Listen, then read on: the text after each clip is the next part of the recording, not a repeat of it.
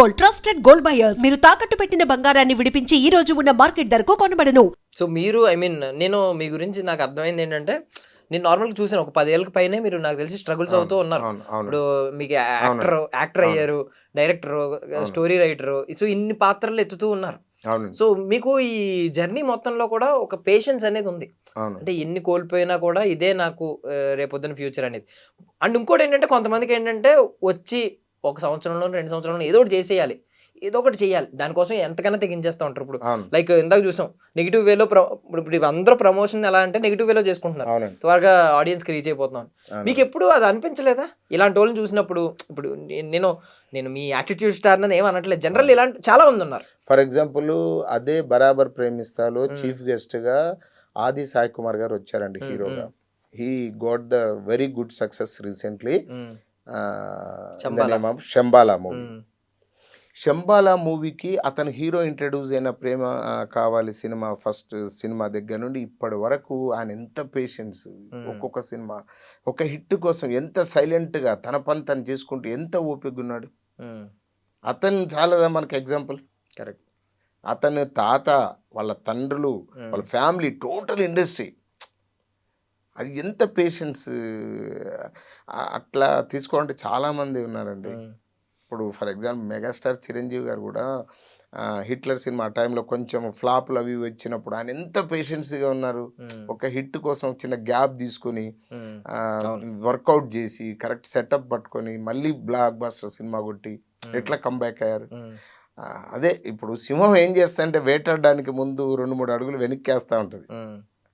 దాని నుండి మనం అందరం నేర్చుకోవాలండి. మనం కరెక్ట్ వేట మొదలెట్టాలంటే మనం తగ్గడమే సొల్యూషన్. అంటే బేసికలీ ఏంటంటే ఇక్కడ ఆడియన్స్ని ప్రతి ఒక్కరు ఏమంటారంటే, ఇప్పుడు customer is the king, audience always right అంటారు.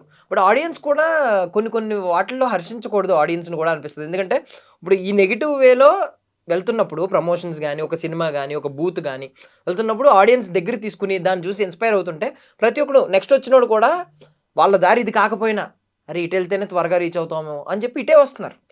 మోస్ట్లీ ఇప్పుడు వచ్చే యాక్టర్స్ కానీ, ఇప్పుడు వచ్చే డైరెక్టర్లు కానీ ఎక్కువ ఇటువైపు అడుగులు వేస్తున్నారు మీకు చూసుకుంటే. కానీ మీరు గతంలోకి వెళ్ళి చూస్తే చెడుగా ప్రమోట్ అయ్యి ఫేమ్ అయిన వాళ్ళు, లేకపోతే ఇట్లా రాంగ్ ప్రాసెస్లో ఫేమ్ అయితే లాంగ్ రన్ ఉండదండి. ఇప్పుడు తోక చుక్క ఏమైందండి, మెరిసి వెళ్ళిపోద్ది. కానీ పైనుండి ఒక తార ఉంటుంది చూసారు, అది మెరుస్తూనే ఉంటుంది ఎన్ని జనరేషన్ మారి. అది అవసరం అండి. ఇక్కడ సక్సెస్ అనేది ఒక రోజు వస్తే అయిపోయేది కాదండి. It is a process. Success అనేది ఎండ్ పాయింట్ కాదు, ఇట్ ఈస్ ఏ ప్రాసెస్. దాన్ని నిలబెట్టుకోవడానికి ఇంకా పెయిన్ ఉంటుంది. కాబట్టి ఆ వచ్చే సక్సెస్ సక్రమంగా వచ్చి మంచిగా జెన్యున్గా మనం సక్సెస్ రీచ్ అయ్యామనుకోండి, అప్పుడు ఇంకా అది ఎక్స్పీరియన్స్గా బ్యూటిఫుల్గా ఉంటుంది. అదే ఎవరో చెప్తా ఉంటారు, వినోద్ కాంబ్లే సచిన్ ఒకేసారి వచ్చారు. వినోద్ కాంబ్లే కూడా ఆ రోజుల్లో ఇమీడియట్ గా వచ్చినప్పుడు పేజ్ ఉంది, తర్వాత ఎక్కడ కూడా కనిపించలేదు అని చెప్పి కన్సిస్టెన్సీ.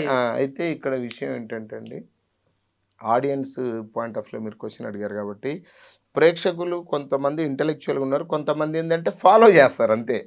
10 మంది కామెంట్ చేశారా మనం కూడా కామెంట్ చేయాలి, 10 మంది రిజెక్ట్ చేశారా మనం కూడా రిజెక్ట్ చేయాలి అనేది ఉంది.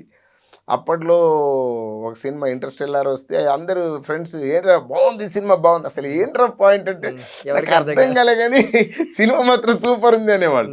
అంటే ఒక ఎమోషన్ సోల్ అయితే కనెక్ట్ అయ్యి బాగుంది అంటున్నారు. కానీ బాగుందని అందరు అన్నప్పుడు 90 మంది బాగుంది అన్నప్పుడు ఈ 10 మందికి నచ్చకపోయినా బాగుంది అంటారు. 90 మంది బాగాలేదన్నారు అనుకోండి, 10 మందికి నచ్చి ఉండొచ్చు, ఆ 10 మంది కూడా బాగాలేదు అంటారు. ఇప్పుడు బరాబర్ ప్రేమిస్తాకి ఏంటంటే నచ్చిన ఒక 4-5 కూడా నచ్చిందని చెప్తే ఎందుకు మనకు వచ్చి ఒక డిస్టర్బెన్స్. ఇప్పుడు కథ పరంగా అది ప్రాబ్లం లేదండి, బ్యూటిఫుల్ పాయింట్, మంచి కథ. మీరు మేకింగ్ పరంగా అది చిన్న బడ్జెట్ సినిమా కాబట్టి కొంచెం ప్రొడక్షన్ వాల్యూస్ ఏమైనా తక్కువ ఉండొచ్చు. బట్ కంటెంట్ వైజ్ దాన్ని మీరు కళ్ళు మూసుకొని ఒకసారి పేపర్ మీద ఆలోచిస్తే ఆ కథ చాలా చక్కటి కథ. హిట్ సినిమాల్లో వచ్చిన కథ కంటే ఇదేం తక్కువ కథ కాదు. అంటే ఇంకోటి ఏంటంటే, ఇప్పుడు హీరో ఎంత పవర్ఫుల్, హీరోయిన్ అంతకంటే ఎక్కువ పవర్ఫుల్ గా రాశారు మీరు కథ. బాగా రాశారు. బట్ యాక్ట్రెస్ చూస్తేనేమో ముంబై ఆమె వెస్ట్ బెంగాల్ ఆమె అంట ఒరిజినల్ ఆమె యాక్ట్ చేసింది ఓకే, ఆమెకి మంచి కాంప్లిమెంట్స్ వచ్చినాయి బయట, ఈవెన్ హీరో కంటే కూడా బెటర్ యాక్టింగ్ అని చెప్పి సంథింగ్ కొన్ని విన్నాను నేను కొన్ని కమెంట్స్. బట్ మీరేమన్నా ఆ విషయంలో ఏమన్నా అబ్జెక్ట్ చేశారా? అంటే ఒక తెలుగు నేటివ్, ఇప్పుడు ఇక్కడ సాయి పల్లవి గారు ఫిదా చేసినప్పుడు బాగా మాట్లాడారు, బట్ ఇక్కడే ఇప్పుడు మొన్న వైష్ణవి చైతన్య అందులో మాట్లాడినప్పుడు ఒక స్లాంగ్ ఉంది, ఒక డైలెక్ట్ ఉంది, రూటెడ్ తెలంగాణ వాళ్ళు ఎలా మాట్లాడతారో అలా మాట్లాడారు. సో ఇక్కడ వాళ్ళు అయితే ఇంకా బెటర్ పర్ఫామ్ చేసేవారు కదా అని చెప్పి ఎప్పుడన్నా అబ్జెక్ట్ చేశారా? అంటే మనకు విషయం ఏంటంటే అండి, డైరెక్టర్ క్యాప్టెన్ కాబట్టి మనకు అనిపించింది ఒకసారి కంటే ఎక్కువసార్లు చెప్పడానికి అవకాశం ఉండదు ఎక్కడైనా. నేను డైరెక్టర్ అయినా వేరే వాళ్ళని తీసుకున్నా నా మైండ్ సెట్. తన డైరెక్టర్ అయినప్పుడు ఒకవేళ మనకు అనిపించినా మనం చెప్పలేని స్థితిలో ఉంటాం. బట్ మీరు ఒకసారి అనిపించిందా మీకు? ఖచ్చితంగా. ఇప్పుడు మనకి ఏపీలో కానీ ఆంధ్రప్రదేశ్లో, అది ఏపీలో కానీ తెలంగాణలో కానీ ఒక పల్లెటూరుకి వెళ్ళి ఒక 100 ఇళ్ళు ఉండే ఒక విలేజ్కి వెళ్తే ఒక లంగా ఓణి వేసుకునే అమ్మాయి ఎలా కనబడుతుందండి? అలా ఉండాలి. సో మీకు అనిపించింది స్టార్టింగ్? బట్ మీరు సినిమా చూసినప్పుడు ఏమనిపించింది హీరోయిన్ పర్ఫార్మెన్స్? అంటే ఒక సీన్ 2 సీన్లు అయ్యాక ఏమవుతుంది అంటే పర్ఫార్మెన్స్ మనల్ని ఓవర్కమ్ చేసి క్యారెక్టర్లోకి తీసుకెళ్ళిపోద్ది. బట్ కాస్టింగ్ జరిగేటప్పుడు తీసుకోవాల్సిన కేరింగ్స్ అండి, అది దాని కాస్టింగ్ సైడ్ ఒక డిపార్ట్మెంట్ ఉంటుంది, వాళ్ళంతా డైరెక్టర్ యొక్క గైడెన్స్లో ఫాలో అవుతుంటారు. సో మనం ఇన్వాల్వ్ అవ్వడానికి ఉండదు. నువ్వు కథ ఇచ్చావు, స్టిక్కర్ వేసుకొని ఉంటే బెటర్ అమ్మా అంటారు. అందువల్ల ఎక్కువ ఇక్కడ ఏంటంటే అండి, ఎక్కువ మనం ఇన్వాల్వ్ అయినా కూడా అది మన కెరీర్కే మైనస్ కాబట్టి కొంచెం మనం కథ ఇచ్చాం ఓకే, నా సైడ్ నుండి మళ్ళీ ఏమైనా బెటర్మెంట్ కావాలంటే మనం ఇవ్వడం, లేదంటే సైలెన్స్. సో తిరుపతి ఎక్కడి నుంచి అండి మీరు? నేను ఫ్రమ్ కరీంనగర్, బట్ హైదరాబాద్లోనే ఆల్మోస్ట్ సెటిల్ అయినట్టే. ప్రస్తుతం అయితే కథల పరంగా ఒక 2-3 సినిమాలు, నెక్స్ట్ సింహ ప్రొడ్యూసర్ పర్చూరి ప్రసాద్ గారు నెక్స్ట్ ప్రాజెక్ట్కి స్క్రీన్ ప్లే చేశాను. తర్వాత ఇప్పుడు కృష్ణలీలని రీసెంట్లీ రిలీజ్ అయిన ఒక సినిమాకి స్క్రీన్ ప్లే చేశాను. ఇంకో ఉదయ్ అని ఒక ఫ్రెండ్, జగదీష్ అని ఒక ఫ్రెండ్, వాళ్ళ డైలాగ్స్ రాస్తున్నాను. ఇంకో ఫ్రెండ్కి ఒక పాయింట్ చెప్పాను కథ, అది డిస్కషన్ జరుగుతూ ఉంది. ఇది రైటింగ్ సైడ్. యాక్టర్గా ఇప్పుడు శంబాల మూవీలో పూజారి, ప్రసన్నవదంలో పోలీస్ క్యారెక్టర్, బండి సరోజ్ కుమార్ మూవీలో మెయిన్ విలన్ మాంగళ్యం, దాంట్లో కూడా అది కూడా బూతులండి.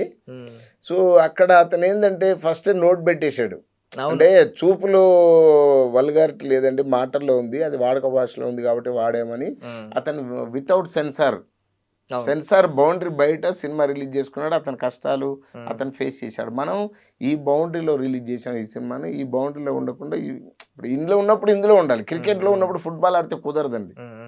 ఓకే, అంటే యూట్యూబ్ వర్షన్ వరకు మీరు చూసేవాళ్ళు చూస్తారు అది, అండ్ ఓపెన్ గా ఇది ఈ సినిమా అని చెప్పి ఆయన నోట్ వేసుకున్నాడు స్టార్టింగ్ వితౌట్ సెన్సార్. అతను థియేటర్ రాలేదు, అతను వాంటెడ్ ఏమన్నా అంటే మీరు ఇండివిజువల్ గా ఒక్కరే ఉండి హెడ్ ఫోన్స్ పెట్టుకొని చూడండి ఈ సినిమా అని చెప్పాడు తను. హెడ్ ఫోన్స్ గురించి స్టార్టింగ్ వేయడం, ఎందుకంటే ఫ్యామిలీ ఇప్పుడు భార్య చూడొచ్చు, భర్త చూడొచ్చు, అన్న చూడొచ్చు, చెల్లి చూడొచ్చు, కానీ అన్న చెల్లి కలిసి చూడలేరు. అండ్ ఈవెన్ ఇంకో ప్రాబ్లం ఏంటంటే ఒక థియేటర్లో కూడా మీరు అలాంటి సినిమాని రిలీజ్ చేయొచ్చు, బట్ ప్రాబ్లం ఏంటంటే ఒక ఈవెంట్ జరుగుతున్నప్పుడు అందరూ కలిసి చూస్తారు, గవర్నమెంట్ టీవీ పెట్టినప్పుడు ఏదో సంథింగ్, ఈవెంట్లో మాట్లాడడం అనేది ఇంకా డేంజర్. ఈవెంట్ అయినా థియేటర్ అయినండి, స్త్రీ పురుషులు పిల్లలు పాపలు కుటుంబం అంతున్నప్పుడు ఎవరు ఇబ్బంది పడేలాగా ఎవరు కూడా బిహేవ్ చేసే అధికారం లేదండి. మనం సమాజంలో ఉన్నాం, మనం చట్టం రాసుకున్నాం, మనకు ఒక రూల్స్ అండ్ రెగ్యులేషన్స్, మన సంస్కృతి, మన దేశ చరిత్ర, ఇవన్నీ చూస్తే మనం ఒకటి ఫాలో చేయాల్సిన విధానం ఉందండి.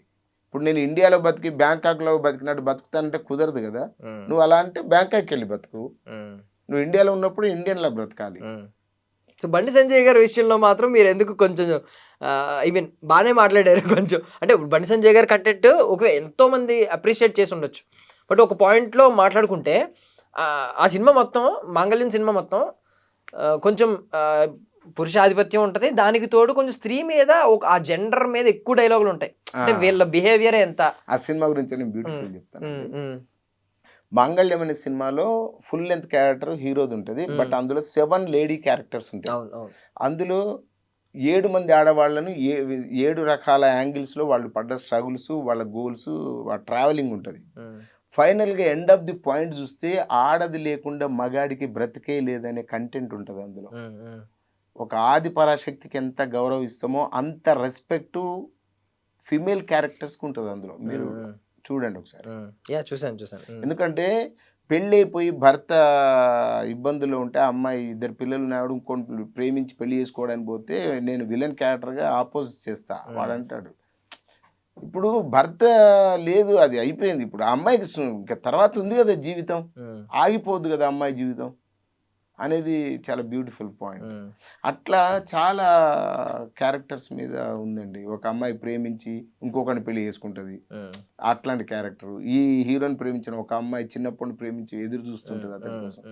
అందులో ఉన్న ప్రతి లేడీ క్యారెక్టర్ బ్యూటిఫుల్ స్క్రిప్ట్ అండి. అది బూతులు లేకుండా గనక థియేటర్ ఫిలిం చేసి రిలీజ్ చేస్తే అమ్మాయిలు క్యూలో నిలబడి టికెట్ తీసుకుంటారు దానికి.